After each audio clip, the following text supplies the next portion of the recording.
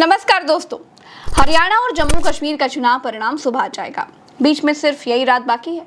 सुबह 7 बजे से मैं आपको लाइव रिजल्ट बताऊंगी और एक एक विधानसभा की काउंटिंग दिखाऊंगी।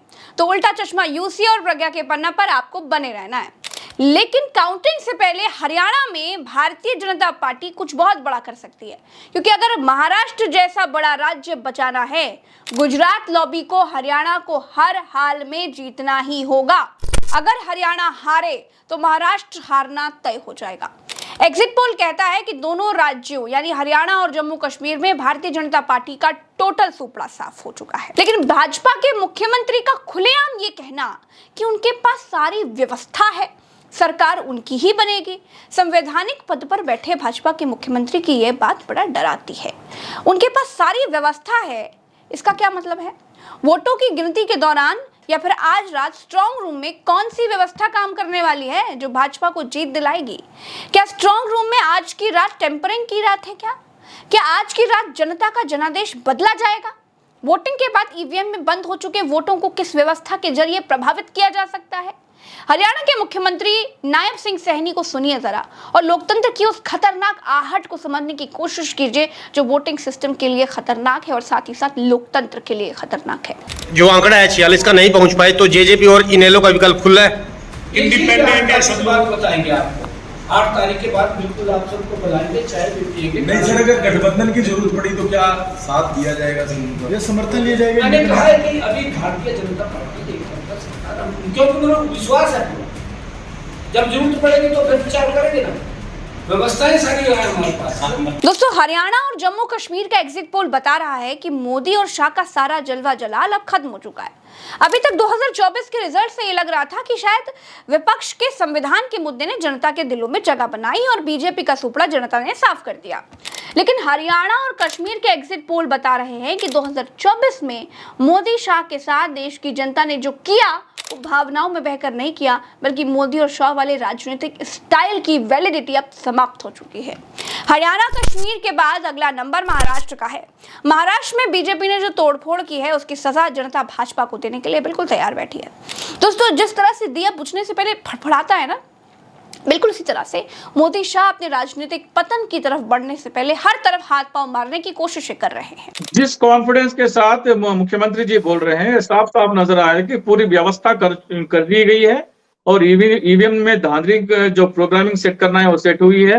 मतलब जहां पे जो भी हो की जा सकती है लोकतंत्र में, तो उसमें तरह के है मैडम। ईवीएम में जो है ना, हाँ, बदल दी जा सकती है। मतलब ईवीएम में कई तरह के प्रोग्रामिंग, ईवीएम का जो प्रोग्रामिंग है उसे सेट किया जा सकता है। मतलब जिस दिन चुनाव है उस दिन मतलब ईवीएम में जो भी चलता है वो प्रोग्रामिंग के जरिए चलता है।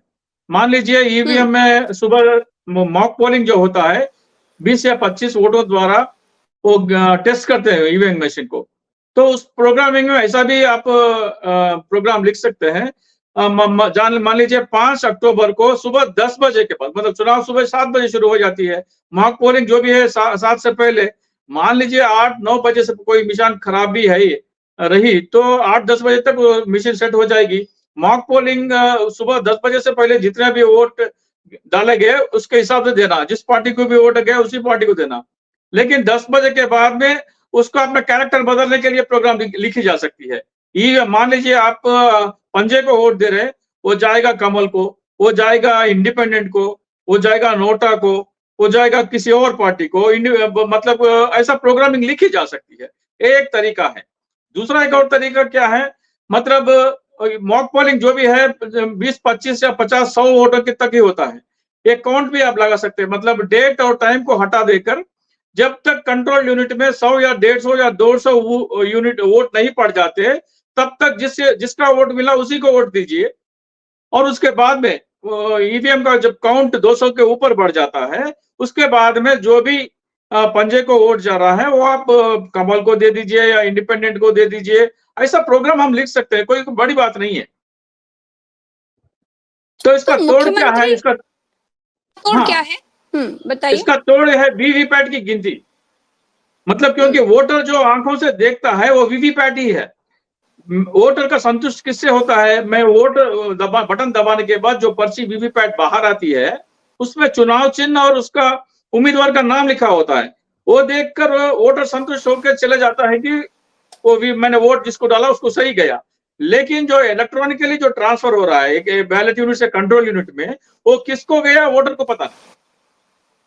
वोटर को जो पर्ची देख के वोटर संतुष्ट हुआ है उसे गिनती करने से चुनाव आयोग मुकर रही है। कई तरह के वो ऐसे बचकाना एक्सक्यूजेस दे रही है चुनाव आयोग। एग्जिट पोल देखिए, और इस एग्जिट पोल में उस जम्मू कश्मीर को देखिए जिस जम्मू कश्मीर में धारा 370 हटाने का ढोल भारतीय जनता पार्टी पूरे भारत में पीट पीट कर वोट मांगती है। जम्मू कश्मीर ने भाजपा को नकार दिया है। जम्मू कश्मीर की जनता ने भारतीय जनता पार्टी को जम्मू कश्मीर से खदेड़ दिया है, और ऐसा खदेड़ा होने के बाद भाजपा 5 विधायक बिना चुनाव लड़ाए बनाने जा रही है। जब भाजपा का सूबड़ा जम्मू कश्मीर से साफ होने जा रहा है, तब भाजपा के राज्यपाल 5 विधायकों को मनोनीत करने जा रहे हैं जो भाजपा के ही होंगे और भाजपा की तरफ ही रहेंगे। अब तक जम्मू कश्मीर में देखिए 90 सीटें थी, लेकिन अब जम्मू कश्मीर में 95 सीटें हो जाएंगे। अब तक जो बहुमत था वो 46 सीटों पर था, मतलब जो भी 46 सीटें लेकर के आएगा वो ही सरकार बनाएगा। लेकिन अब भाजपा ने बहुमत बढ़ाकर 48 कर दिया है। वोटिंग खत्म होते ही एग्जिट पोल में भाजपा की बुरी हार के बाद भाजपा ने ये चोर दरवाजा खोल लिया है। जम्मू कश्मीर के राज्यपाल कहते हैं ये मनोनयन नियमों के मुताबिक ही हो रहा है। मुझे अभी भी लगता है कि इसमें विपक्ष ने सर्वोच्च न्यायालय जाना चाहिए। सर्वोच्च न्यायालय से ये बात तय होनी चाहिए प्रज्ञा, जो विधानसभा ही नहीं है उसमें लोग कैसे मनोनीत हो सकते हैं? यही हिसाब से है। हाँ बिल्कुल भाई, विधानसभा कॉन्स्टिट्यूट ही नहीं हुई और ये कहते हैं हम नियम से कर रहे हैं। 8 तारीख को नतीजे आने के बाद जब सारे लोग अपने सर्टिफिकेट लेके श्रीनगर पहुंचेंगे या वहां पहुंचेंगे, उसके बाद लोक विधानसभा कॉन्स्टिट्यूट होगी। सही बात। जब विधानसभा ही नहीं है तो उसके मेंबर कैसे हो सकते हैं? ये रेलवे का रिजर्वेशन है क्या एडवांस में किया और आपके पास कंफर्म टिकट आ गया 23 तारीख का? दरअसल दोस्तों, धारा 370 हटने के बाद जम्मू कश्मीर रीऑर्गेनाइजेशन एक्ट 2019 के तहत विधानसभा में 5 विधायकों को एलजी नामांकित कर सकते हैं। ये नियम महिलाओं, कश्मीरी पंडितों और पीओके के प्रतिनिधित्व के लिए लाया गया था, लेकिन जुलाई 2023 में इसे बदल दिया गया। इन मनोनीत विधायकों को विधानसभा में वोटिंग के अधिकार के साथ साथ सभी विधायी शक्तियां और विशेषाधिकार भी दे दिया गया है। 10 में से 5 एग्जिट पोल के नतीजों में जम्मू कश्मीर में कांग्रेस एनसी की सरकार बनते दिख रही है। 5 में हंग असेंबली का अनुमान है। ऐसे में नेशनल कॉन्फ्रेंस और कांग्रेस ने आशंका जताई है कि ये विधायक भाजपा को सपोर्ट करेंगे, जो कि ठीक नहीं है। अगर मनोनयन करना ही है तो सरकार गठन के बाद किया जाए।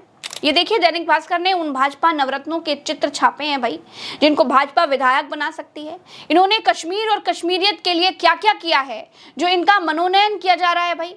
कोर भाजपाइयों को ही क्यों चुना जा रहा है, लेकिन ये सरकार में आने का बीजेपी का चोर दरवाजा है। 5 विधायक कम नहीं होते हैं भैया। भाजपा ने अपने लिए 5 विधायक रिजर्व्ड कर रखे हैं, ऐसा बिल्कुल क्लियर कहा जा सकता है।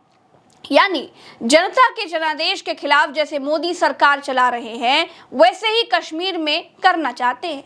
अब ये कल का रिजल्ट बताएगा कि बीजेपी का कश्मीर में होने क्या जा रहा है। सुबह रिजल्ट आने को है। कांग्रेस ने स्ट्रांग रूम्स की निगरानी बढ़ा दी है।